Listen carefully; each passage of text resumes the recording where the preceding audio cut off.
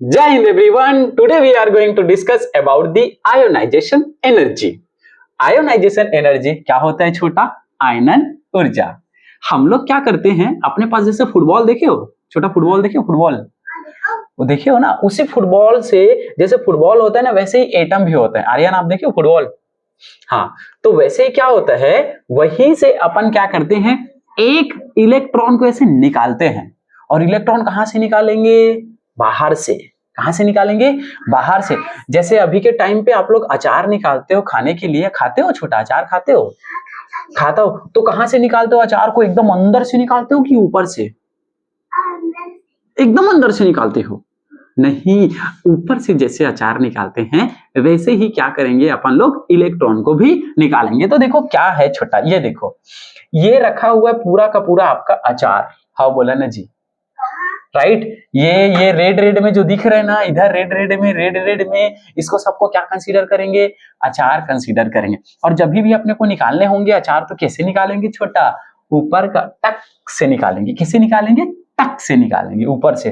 तो निकालने के लिए अपने को क्या पड़ती है? एनर्जी की रिक्वायरमेंट होती है। किसकी रिक्वायरमेंट होती है? एनर्जी की रिक्वायरमेंट होती है। देखो यहां से अपन क्या कर रहे हैं, एनर्जी पास कर रहे हैं। देखो यहां से अपन क्या करेंगे, एनर्जी पास करेंगे। क्या करने के लिए? निकालने के लिए। तो ये एनर्जी दिखाई दे रहा है सबको, ये हम लोग लगाएंगे एनर्जी। ऐसे एनर्जी लगाएंगे, ऐसे ऐसे रेड रेड रेड, देखो तीर के जैसे ऐसे चल रहा है, झुझको है ऐसे ऐसे। तो क्या होगा, बाहर का जो ये इलेक्ट्रॉन है वो क्या हो जाएगा, ऐसे बाहर हो जाएगा, ऐसे बाहर हो जाएगा। तो इसी एनर्जी को, ये जितना जो हम लोग एनर्जी लगाए हैं, इसी एनर्जी को हम लोग क्या किए बोलेंगे, आयोनाइजेशन एनर्जी बोलेंगे। आता है सबको समझ में? ये कोई अपने पास आइसोलेटेड एटम है, इस एटम को क्या बोलते हैं हम लोग? Isolated gaseous atom. Isolated isolated gaseous atom, isolated gaseous atom. अब सर आइसोलेटेड गैसियस एटम बोलने का रीजन क्या होता है? इसका रीजन ये होता है, आइसोलेटेड गैसियस एटम कहने का मतलब होता है कि अपने पास कोई जो मॉलिक्यूल है उसको हमने सेपरेट कर रखा है। आगे मैं इसको एक्सप्लेन करूंगा, राइट ना। इस वीडियो में अपन लोग यही चीज सब चीज को जानेंगे। क्लियर है? तो चलिए स्टार्ट करते हैं अपना प्यारा सा लेक्चर, जिसको अपन क्या बोलते हैं, आयनाइजेशन एनर्जी, जिसको एक और नाम से जानते हैं, क्या बोल देते हैं इसको? आयनन ऊर्जा। आयनन ऊर्जा क्या बोलेंगे इसी को? आइसोलेटेड एटम या फिर आयनाइजेशन एनर्जी या फिर आयनन ऊर्जा। Minimum energy required to remove, minimum energy, बहुत कम energy required to remove an electron from, कहां से कहां निकालते हैं sir? From an isolated gaseous atom. मतलब अपने पास देखो, आप यहीं पे मैं एक्सप्लेन करता हूं, कोई अपने पास कुछ ऐसे भी केस में रहते हैं, जैसे मैंने ले लिया सपोज Cl2 ले लिया। क्या ले लिया? Cl2, वो मॉलिक्यूल है। अब इस Cl2 में, इस Cl2 को हम कैसे कंसीडर करते हैं सर? एक क्लोरीन और दूसरा क्लोरीन, जैसे कोवेलेंट बॉन्ड के थ्रू आपस में क्या रहते हैं, कंबाइंड रहते हैं। तो यहां से नहीं निकालने अपने को, यहां से नहीं निकालने हैं। तो कहां से निकालने होते हैं? आइसोलेटेड, मतलब अकेला। मतलब इसको क्या करेंगे, इसको पहले तो ब्रेक करेंगे, ये क्लोरीन और ये क्लोरीन, मतलब ये दोनों अब क्या हो गए, पहले ये क्या थे? मॉलिक्यूल थे। क्या थे ये? मॉलिक्यूल, अणु थे। उसके बाद ये कन्वर्ट हो गया किसमें? एटम में कन्वर्ट हुआ। किसमें कन्वर्ट हुआ? एटम में। सर ऐसा क्यों किया अपन ने? हम तो वहीं से भी निकाल सकते थे। तो उसके पीछे का रीजन समझो। सबसे पहले अगर आपको मॉलिक्यूल से इलेक्ट्रॉन निकालने, तो सबसे पहले आपको एनर्जी देनी पड़ेगी इसको ब्रेक करने के लिए। सपोज 200 किलो जूल की आपको एनर्जी देनी पड़ रही है, राइट ना। इतना आपको एनर्जी देना पड़ रहा है, ठीक है। तो वो एनर्जी बढ़ जाएगा, किसमें बढ़ जाएगा? पहले आप उसको क्या करोगे, पहले इसको आप ब्रेक करोगे, मॉलिक्यूल को कन्वर्ट करोगे किसमें? एटम में। तो सपोज 100 किलो जूल एनर्जी यहीं पे खर्चा हो गया मॉलिक्यूल को एटम में कन्वर्ट करने के लिए। क्लियर है? हाउ बोला ना जी, हाउ, राइट। उसके बाद क्या होगा? उसके बाद फिर से इसको कन्वर्ट करेंगे, पहले सॉलिड में था तो इसको हम गैस में कन्वर्ट करेंगे। अब यहां से अगर हम इलेक्ट्रॉन को निकालेंगे तो जाके जो एनर्जी लगेगी उसी को अपन क्या बोलेंगे? उसी को बोलेंगे आयोनाइजेशन एनर्जी। ठीक है, इसको समझते हैं, बढ़िया बढ़िया एग्जांपल से समझते हैं। ठीक है, तो चलो सबसे पहले अपन देखते हैं क्या अपने पास हो कोई बोरॉन। कलर कौन सा यूज कर ले? ये यूज कर ले, ये वाला। ठीक है, अपने पास क्या है? अपने पास कोई बोरॉन है, हमने ले लिया, चलो एक ले लिया बोरॉन। ये ले लिया हमने बोरॉन। बोरॉन बोरॉन से क्या करेंगे सर, एक इलेक्ट्रॉन को निकालेंगे। बोरॉन समझना, ये क्या है, न्यूक्लियस। न्यूक्लियस बोरॉन का एटॉमिक नंबर होता है कितना, 5। बोरॉन का एटॉमिक नंबर कितना, hydrogen, helium, lithium, beryllium, boron. Boron का एटॉमिक नंबर 5। इलेक्ट्रॉनिक कॉन्फ़िगरेशन क्या होगा, 2 and 3, कुछ ऐसा। तो एक सेल हो गया ये वाला, और दूसरा सेल हो जाएगा कौन सा, ये वाला। ये हो गया अपना दूसरा सेल। इलेक्ट्रॉन जो कंसीडर जहां जहां पे एग्जिस्ट करते हैं, 3, 1, 2 और ये 3, कुछ इसी के जैसे। ये आउटर मोस्ट सेल पे इलेक्ट्रॉन रखे हुए हैं, देखो यहाँ पे सारे इलेक्ट्रॉन रखे हुए हैं। जैसे यहाँ पे कौन सा है, पोटेशियम है। पोटेशियम के आउटर मोस्ट सेल में 1 इलेक्ट्रॉन, तो उसको निकाल दिया। यहाँ पे पोटेशियम प्लस, और ये पोटेशियम से किससे, एक पोटेशियम से कन्वर्ट हो गया किसमें, पोटेशियम प्लस में कन्वर्ट हुआ है। वैसे ही देखो अपने पास बोरॉन था, हमने क्या किया, एनर्जी अप्लाई किया। यहाँ पे क्या लगाया सर, एनर्जी। क्या लगाएंगे, एनर्जी लगाएंगे। वो एनर्जी कहीं से भी मिल सकती है। क्लियर है।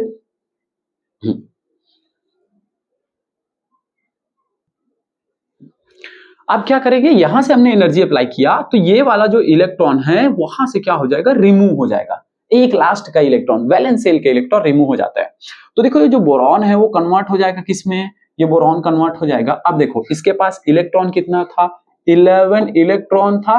एंड आई एम सॉरी यार, कहां से 11 यार, इसके पास 5 इलेक्ट्रॉन था एंड 5 क्या था, प्रोटॉन था, राइट। अब ये कन्वर्ट हो जाएगा किसमें, B+ में कन्वर्ट हो जाएगा। क्यों ऐसा होगा, क्योंकि इससे एक इलेक्ट्रॉन रिमूव हो चुका है। इलेक्ट्रॉन रिमूव हो चुका है तो ये कन्वर्ट हो जाएगा B+ में। किसमें कन्वर्ट होगा, B+ में। तो हमने जो एनर्जी अप्लाई किया उस एनर्जी को हम लोग बोल देते हैं IE1।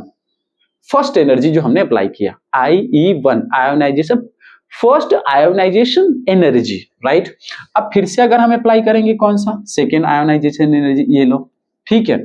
एक और इलेक्ट्रॉन को निकालेंगे। अब इलेक्ट्रॉन को निकालेंगे कहां से, यहां से। तो ये कन्वर्ट हो जाएगा B+2 में कन्वर्ट हो जाएगा। तो 2 इलेक्ट्रॉन को निकाल लिए। अब क्या होगा, यहाँ पे जो एनर्जी अप्लाई होगा उसको हम लोग बोलेंगे आयोनाइजेशन एनर्जी 2, ठीक है। Second ionization energy. एक और अगर निकालते हैं सपोज, यहां से फिर हम निकालने चले, यहां से फिर हम निकालने चले, तो ये कन्वर्ट हो जाएगा किसमें, ये कन्वर्ट हो जाएगा B+3 में कन्वर्ट हो जाएगा। और यहाँ पे जो एनर्जी लगी उसको हम लोग बोलेंगे IE3 बोलेंगे, राइट। मतलब हुआ क्या है, आप सारी चीजों को आप समझते जाना। ये आपके पास कोई एटम था, ठीक है, ये आपके पास एटम था, आपने फर्स्ट आयोनाइजेशन एनर्जी यहाँ पे अप्लाई किया, तो यहां से एक इलेक्ट्रॉन रिमूव हुआ। सेल तो उतने ही हैं, ये न्यूक्लियस 2 ही सेल हैं, shell number 1 and shell number 2, लेकिन इलेक्ट्रॉन अब आउटर मोस्ट सेल पे कितने हो गए, 1 and 2 हो गए। लेकिन प्रोटॉन जो है देखो +5 यहाँ पे है, और यहाँ पे भी क्या है, +5, राइट। ओके, तो होगा क्या चीज, ये जैसे ही यहां से निकलेगा फिर से एक और इलेक्ट्रॉन को निकालेंगे यहां से, फिर यहां से निकालेंगे। ये न्यूक्लियस सेल नंबर 1 और ये सेल नंबर 2, क्लियर है। इलेक्ट्रॉन कितने कितने हो गए, प्रोटॉन तो उतने ही रहेंगे, +5 ही रहेंगे, लेकिन जो इलेक्ट्रॉन है वो फिर से एक कम हो जाएगा, मतलब एक और इलेक्ट्रॉन यहां से कम हो जाएगा। डन। कितने निकले हैं, 1 2 3 निकले हैं। यहाँ पे जो लगेगा उसको अपन क्या बोलते हैं, उसको बोलते हैं IE2। एक और लगाएंगे हम लोग, फिर से यहाँ से क्या लगाएंगे, आयोनाइजेशन एनर्जी थर्ड लगाएंगे, IE3 लगाएंगे। तो इसका जो हाल है, ये जो न्यूक्लियस, इसका जो हाल है क्या हो जाएगा, nucleus shell number 1 shell number 2 हो जाएगा। और एक इलेक्ट्रॉन फिर से रिमूव हो गया यहाँ पे, मतलब अब इनर सेल में बस इलेक्ट्रॉन है। कहने का मतलब यहाँ पे, यहाँ पे, यहाँ पे, यहाँ पे और यहाँ पे और यहाँ पे, और आउटर मोस्ट सेल से इलेक्ट्रॉन टोटली चला गया। मतलब ये सीन है। क्या हुआ, पहले कोई नॉर्मल एटम था, गैसियस एटम, इस गैसियस एटम से हमने एक इलेक्ट्रॉन निकाला, माइनस यहाँ पे मैं क्या कर दूं, -1 इलेक्ट्रॉन, राइट। तो ये केस बना, ठीक है, ये केस बना। ये क्या था सर, ये वाला एटम, पहले इसके लिए, देन सेकेंड ये B+ आएगा, कलर तो चेंज कर देते, ये ठीक है B+, then B2+ and B3+। कुछ ये सीन अपने को देखने को मिलेगा। तो हम क्या जानते हैं सर, चार्ज बढ़ते जा रहे हैं, तो धीरे धीरे क्या होगा यार, अब बात आती है कि किसमें ज्यादा एनर्जी अप्लाई करना पड़ेगा। ऑफ कोर्स एनर्जी ज्यादा अप्लाई करना पड़ेगा आपको, किसमें, आप जान सकते हो किसमें सबसे ज्यादा एनर्जी अप्लाई करना पड़ेगा? सपोज मैं ले लेता हूं ये बी, ये ले लेता हूं बी ओनली, ले लेता हूं बी, और यहां पे ले लेते हैं कौन सा, B3+ ले लेते हैं। क्लियर है? अब आप जस्ट इमेजिन करके देखो, इसमें इलेक्ट्रॉन कितने हैं? ओनली 2, राइट ना? इसमें यहां से निकालेंगे ना, यहां पे इलेक्ट्रॉन कितने हैं? ओनली 3, 1 2 और 3। यहां पे इलेक्ट्रॉन कितने हैं? 5 इलेक्ट्रॉन हैं। तो 5 प्रोटॉन अगर 5 इलेक्ट्रॉन को खींच के रखे, कितने? 5 इलेक्ट्रॉन 5 प्रोटॉन को अगर खींच के रखे तो क्या होगा? एनर्जी डिस्ट्रीब्यूट हो जाएगा। 5 लोग अगर इसको खींचेगा, इसको खींचेगा, इसको खींचेगा, इसको खींचेगा, इसको खींचेगा, तो बराबर एनर्जी लगेगा, साइज थोड़ा सा डिक्रीज होगा। लेकिन सोचो अगर 5 प्रोटॉन अगर ओनली 3 इलेक्ट्रॉन को अपनी तरफ खींचेगा तो साइज एकदम ज्यादा डिक्रीज होगा, और साइज डिक्रीज होगा तो ये पकड़ के रखेगा इस वाले इलेक्ट्रॉन को, हमको ज्यादा एनर्जी देना पड़ेगा इस इलेक्ट्रॉन को निकालने के लिए। इसका मतलब फर्स्ट आयोनाइजेशन एनर्जी देखो IE1 कम होगा किसके कंपैरिजन में? IE2 के कंपैरिजन में, एंड IE3 के कंपैरिजन में। ये आपको एकदम से क्या रखने हैं? याद रखने हैं कि फर्स्ट आयोनाइजेशन एनर्जी से ज्यादा सेकेंड आयोनाइजेशन एनर्जी होगा, क्योंकि साइज छोटा होते जाएगा, अट्रैक्शन बढ़ते जाएगा।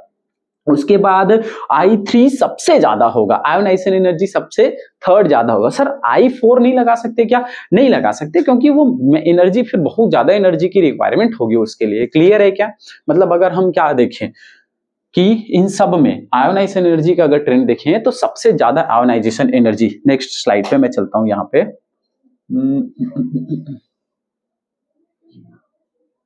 यहीं पे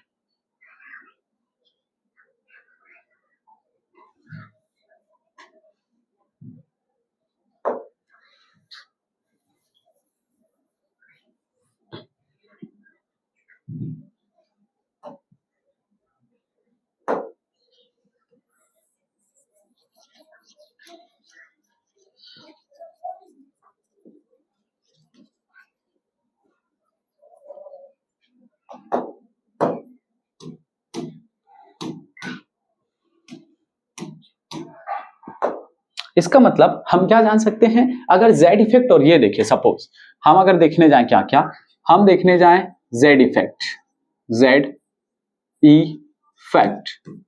इफेक्ट, राइट? तो क्या होगा? जेड इफेक्ट के क्या होता है? अपोजिट होगा। जेड इफेक्ट के क्या देखना चाहिए अपने को? जेड इफेक्ट जैसे जितना ज्यादा जेड इफेक्ट, आयोनाइजेशन एनर्जी भी उतनी ज्यादा होगी, सॉरी, जितना ज्यादा जेड इफेक्ट आयोनाइजेशन एनर्जी भी उतनी ज्यादा। तो मैं यहां पे कर दूं IE, आयोनाइजेशन एनर्जी किसकी किसकी ज्यादा होगी ये देखेंगे। ठीक है, तो चलो सबसे फर्स्ट क्या था अपने पास? था कोई बोरॉन था, बोरॉन के बाद क्या था? बोरॉन प्लस हुआ, बोरॉन +2 के बाद क्या हुआ? बोरॉन +2 हुआ, उसके बाद बोरॉन +3 हो जाएगा।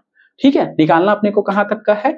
2 तक का है सर। ठीक है, 2 तक का। तो देखो जेड इफेक्ट सबसे ज्यादा किसमें होगा? जेड इफेक्ट सबसे ज्यादा कहने का मतलब क्या है कि ये न्यूक्लियस आउटर मोस्ट इलेक्ट्रॉन पे रखे हुए, यहाँ पे इलेक्ट्रॉन रखे हुए, ये कितना ज्यादा अट्रैक्शन दिखा रहा है। मतलब न्यूक्लियस और आउटर मोस्ट इलेक्ट्रॉन के बीच जितना ज्यादा अट्रैक्शन होगा उसको हम लोग बोलेंगे जेड इफेक्ट। तो किसमें सबसे ज्यादा जेड इफेक्ट होगा? जो सबसे ज्यादा लार्ज नंबर पे हो, इसको तो अभी कंसीडर नहीं करते, ये तो बनेगा थर्ड आयोनाइजेशन एनर्जी लगाने के बाद। जैसे मैंने यहाँ पे एक एनर्जी लगाया, ठीक है, first ionization energy,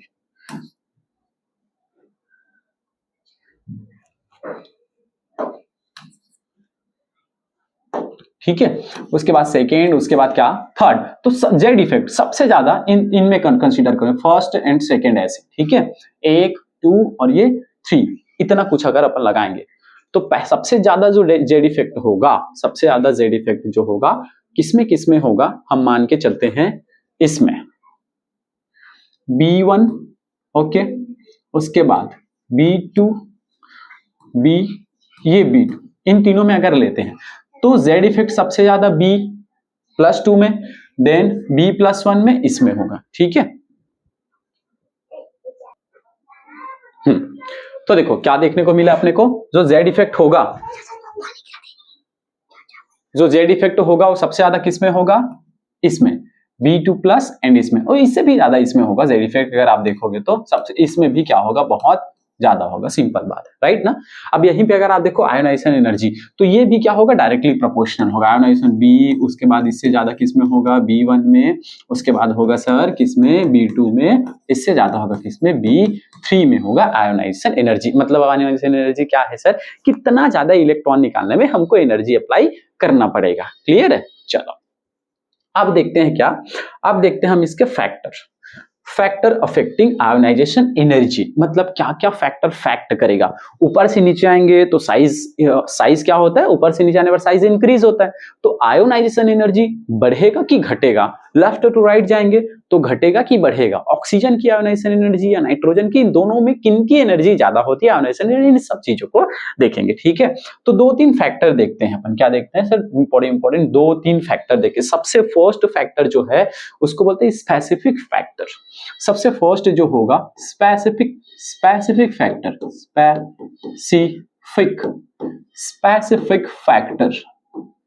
specific factor. And second factor जो होता है जनरल फैक्टर होता है। क्या होता है, जनरल फैक्टर होता है, जनरल फैक्टर।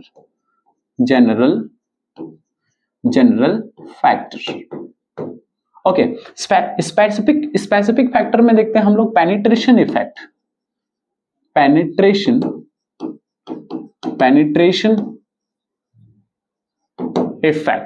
राइट, या फिर उसको बोलते हैं स्टेबल कॉन्फ़िगरेशन। इसी में और क्या देखते हैं अपन सर, स्टेबल कॉन्फ़िगरेशन ये है। सेकंड जो जनरल फैक्टर जो होता है, वो क्या होता है, size and Z effect. General factor में क्या देखते हैं, साइज प्लस जेड इफेक्ट, ये दोनों देखेंगे। 4 मेनली अपन क्या देखेंगे, फैक्टर देखेंगे, राइट।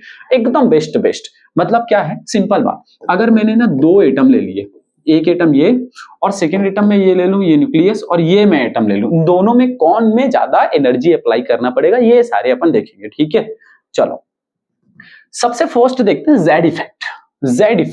जेड इफेक्ट क्या होता है सर। नॉर्मली ट्रेंड में क्या जानते हैं, जेड इफेक्ट के केस में हम जब क्या करते हैं, लेफ्ट टू राइट जाते हैं। क्या करते हैं, लेफ्ट टू राइट जाते हैं, सिंपल बात।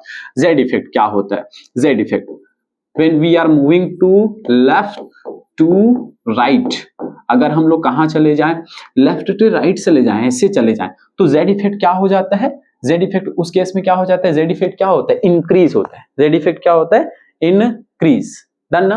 जेड इफेक्ट क्या होता है, इंक्रीज, तो आयोनाइजेशन एनर्जी भी बढ़ेगी। जेड इफेक्ट क्या हो जाता है, जेफ क्या हो जाता है सर, बढ़ जाता है, तो आयोनाइजेशन एनर्जी भी क्या हो जाएगी सर, आयोनाइजेशन एनर्जी भी क्या होगी, इंक्रीज हो जाएगी। सिंपल बात है, लेफ्ट टू राइट जाने पर जेड इफेक्ट बढ़ता है, मतलब नंबर ऑफ प्रोटॉन बढ़ते जाता है, तो इलेक्ट्रॉन को निकालने में एनर्जी भी ज्यादा देना पड़ेगा। बढ़िया है। ओके, जेड इफेक्ट के बारे में क्लियर है। जैसे एक एग्जांपल समझते हैं यहीं पे, अब हम लोग समझते हैं सर, यहाँ पे एग्जांपल समझते हैं, एग्जांपल। ठीक है, तो सर जेड इफेक्ट का देखो यहीं पे, जैसे मैंने एक एग्जांपल ले लिया, लिथियम बेरिलियम, 2-3 अपन ले लेते हैं। फर्स्ट क्वेश्चन मैं अगर ले लूं, लिथियम ले लिया मैंने, और मैंने ले लिया बेरिलियम ले लिया है, हाइड्रोजन, हीलियम, लिथियम, बेरिलियम, ये ले लेते हैं। एक और ले लेते हैं सर, बोरॉन ले लेते हैं और कार्बन ले लेते हैं, राइट, बोरॉन और कार्बन, और ले लेते हैं सर ऑक्सीजन ले लेते हैं और फ्लोरीन ले लेते हैं। इतना हमने ले लिया। सपोज 2 में अपन कंपैरिजन करते हैं, सब में कर सकते थे, लेकिन अभी मेनली हम 2 में कंपैरिजन करते हैं। ठीक है, चलो तो इन केस में क्या होगा, लिथियम देखो अच्छे समझना,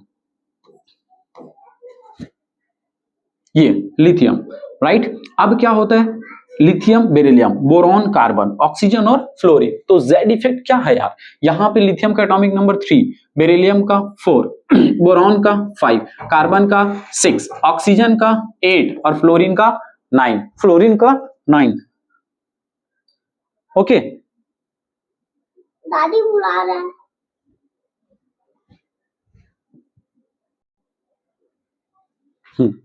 चलो तो देखो, प्रोटॉन यहाँ पे 3, यहाँ पे 4, यहाँ पे 5, यहाँ पे, तो सिंपल बात है, जेड इफेक्ट जितना ज्यादा होगा आयोनाइजेशन एनर्जी भी उतनी ही ज्यादा होगी। तो सिंपल केस ये है, आप अगर कंपैरिजन करते हो इन सब में तो आपको इजीली बता सकते हो। ठीक है, अब इसी साइज को सबसे पहले क्या है, जेड इफेक्ट हमने देखा, क्या देखा हमने, जेड इफेक्ट। सेकेंड अपन देखते हैं क्या, अभी सारा कुछ अभी क्वेश्चन के थ्रू अभी देखेंगे, राइट ना। अभी अपन जैसे ऊपर से नीचे आएंगे, जैसे एक ले लेते, चलो फर्स्ट तो हमने लेफ्ट टू राइट चले गए, सेकेंड अपन चलते हैं किसमें, सेकेंड अपन चलते हैं किसमें, टॉप टू बॉटम। कहां से, top to bottom, top to bottom. तो क्या होगा, मैंने ले लिया सपोज लिथियम ले लिया, लिथियम नहीं लेते, सपोज हम ले लेते कौन सा, सोडियम, और एक ले लेते कौन सा, पोटेशियम। डन ना, सोडियम ले लिया और पोटेशियम ले लिया, यहाँ पे 11 और यहाँ पे कितना होगा, इसका होगा 19, 11 एंड 19 होगा। तो इसमें सेल कितने होंगे, उसको सेल के हिसाब से देखेंगे, 2 8 एंड 1, इसमें क्या हो जाएगा 2 8 8 एंड 1 होगा, राइट ना। तो अभी ऊपर से नीचे अभी देखेंगे, तो उसको कंसीडर करेंगे साइज में, ठीक है। चलो यहां पे आते हैं, सेकेंड हमारा इफेक्ट है कौन सा, साइज। सेकेंड हमारा इफेक्ट है साइज। साइज कैसे देखते हैं, when we are moving to top to bottom, top to bottom, जब हम क्या करेंगे सर, ऊपर से नीचे आएंगे तो आयोनाइजेशन एनर्जी क्या होगी, बढ़ेगी कि घटेगी, इसको देखेंगे, ठीक है। देखो ऊपर से नीचे आने पर हम लोग क्या मान लेते हैं, जो जेड इफेक्ट है ना, जेड इफेक्ट को अभी क्या मान लेंगे, कांस्टेंट मान लेंगे, अभी जेड इफेक्ट को नहीं देखेंगे सर, कांस्टेंट मान लेंगे, ठीक है। तो ऊपर से नीचे आने पर आयोनाइजेशन एनर्जी ऑफ कोर्स बढ़ेगी, ठीक है। देखो क्या होगा, साइज यहाँ पे क्या होगा, आयोनाइजेशन एनर्जी, आयोनाइजेशन यहाँ पे क्या होगा, Z effect directly proportional ionization energy, याद रखेंगे, ठीक है। जितना ज्यादा Z इफेक्ट आयोनाइजेशन एनर्जी उतनी ही ज्यादा। साइज के केस में क्या होगा, size inversely proportional, size inversely proportional ionization energy, ionization energy, ये देखने को अपने को मिलेगा। मतलब अगर अपन सर साइज अगर ज्यादा होगा तो आयोनाइजेशन एनर्जी क्या होगी, कम होगी, आयोनाइजेशन एनर्जी क्या होगी, कम होगी। चलो देखते हैं, ठीक है, आयोनाइजेशन एनर्जी क्या होगी, कम, ठीक है। तो अपन क्या जानते हैं, हम जैसे आते हैं कौन कौन में है, ली ना का रब से फरियाद, ये जानते हैं क्या। जब ऊपर से नीचे आते हैं तो साइज क्या होते जाता है सर, साइज बढ़ते जाता है, साइज क्या होते जाता है, बढ़ते जाता है। तो आयोनाइजेशन एनर्जी भी क्या होगी, आयोनाइजेशन एनर्जी इसके जस्ट क्या हो जाएगी, अपोजिट हो जाएगी। मतलब सबसे ज्यादा अगर आयोनाइजेशन एनर्जी में मान के चलूं, ये तो हाइड्रोजन है, तो लिथियम की होगी, देन सोडियम की, देन पोटेशियम की, देन रुबिडियम की, देन सीजियम की, फिर फ्रांसियम की, याद रखना एकदम से, राइट ना, ओके, ठीक है।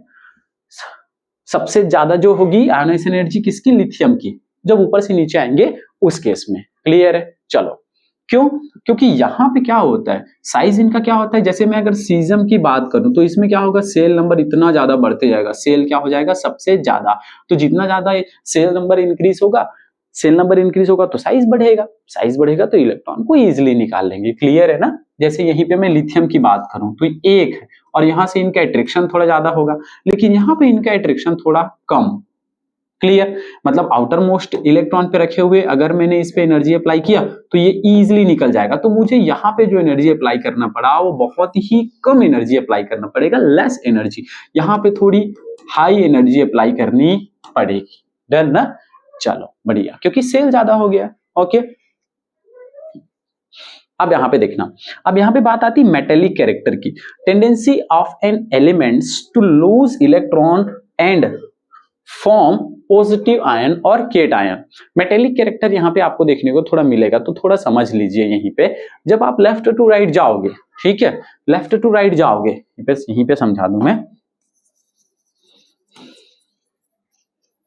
देखो क्या होगा, ऊपर से नीचे आएंगे, अभी क्वेश्चन करेंगे, बहुत सारे क्वेश्चन करने अपने को, ठीक है ना, बहुत सारे क्वेश्चन करने। जैसे ऊपर से नीचे अपन आए तो क्या क्या अपने को देखने को मिलेगा, सोडियम देखने को मिला, और क्या देखने को मिलेगा, पोटेशियम देखने को मिलेगा, यहाँ पे और यहाँ पे। इन दोनों के एग्जांपल से आप समझ जाओगे कितने सेल होंगे सर इसमें।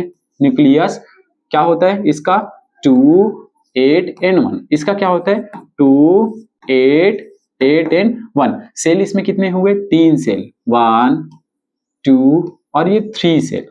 पोटेशियम में कितने सेल होंगे, ये न्यूक्लियस, सेल 1 सेल 2 सेल 3 और सेल नंबर 4, 4 सेल आपको देखने को मिलेंगे। क्लियर है? तो लास्ट वाले इलेक्ट्रॉन को यहाँ से निकालेंगे तो सिंपल बात अपने को ये देखने को मिल रहा है, साइज ज्यादा हो गया और सेल ज्यादा हो गया, तो ऊपर से नीचे आएंगे तो सेल नंबर बढ़ते जाएगा, तो इलेक्ट्रॉन को निकालने में हमको प्रॉब्लम ज्यादा होगा। तो दोनों में अगर कंसीडर करते हैं तो अपने पास अगर सर सोडियम हो और पोटेशियम हो तो पोटेशियम की आयोनाइजेशन एनर्जी कम होगी किसके कंपैरिजन में, सोडियम के कंपैरिजन में कम होगी। क्लियर है? मतलब ऊपर से नीचे आएंगे तो आराम से हम क्या कर सकते हैं, कैलकुलेट कर सकते हैं। लेफ्ट टू राइट जाने पर कुछ एक्सेप्शन, बहुत सारे एक्सेप्शन देखने को मिलेंगे, अभी आएंगे आगे चल। ठीक है, तो चलो हम बात करते हैं मेटेलिक कैरेक्टर की। मेटेलिक कैरेक्टर्स क्या होते हैं, जैसे आप जानते हो metallic character, metallic character, metallic character,